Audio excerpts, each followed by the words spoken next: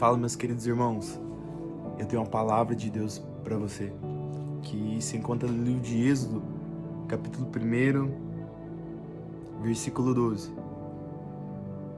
Mas quanto mais os afligiam, tanto mais se multiplicavam, e tanto mais cresciam, de maneira que se enfadavam por causa dos filhos de Israel. Naquele tempo, eram mais ou menos em torno de 70 almas que estavam naquele lugar. Mas a Bíblia diz que o povo de Israel começou a se multiplicar naquele lugar. Começou a crescer de tal maneira, porque havia uma promessa de Deus, que o povo de Israel se tornaria uma grande nação. Não era por acaso que eles começaram a se multiplicar, começaram a crescer, começaram a avançar.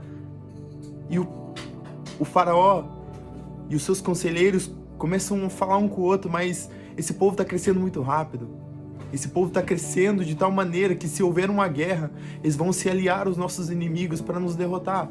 Eles começam a temer ao povo de Israel. E eles traçam um plano de tentar paralisar o crescimento daquele povo. E eles começam a colocar cargas ainda mais pesadas sobre eles. Começam a aumentar os fardos, começam a aumentar os serviços. Mas a Bíblia é muito clara em dizer que quando mais eles colocavam cargas, julgos, davam ainda mais serviço para eles, ainda mais o povo de Deus crescia naquele lugar. O que eu quero trazer para você que está me ouvindo é que o inimigo ele sempre vai querer paralisar o teu crescimento, principalmente na área espiritual, no teu relacionamento com Deus. Porque o principal é isso. É quando nós evoluímos com Deus.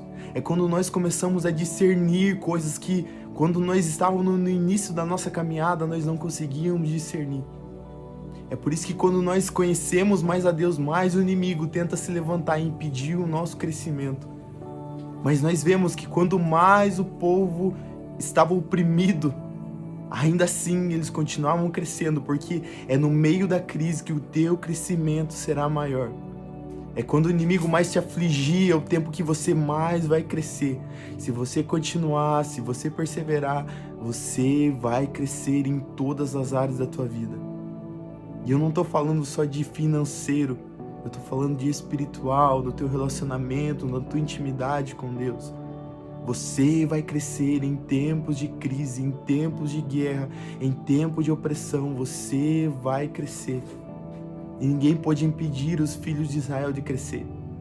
Então, quando Deus ele tem um projeto, quando Deus tem uma promessa, nada e nem ninguém pode impedir aquilo que Deus deseja fazer.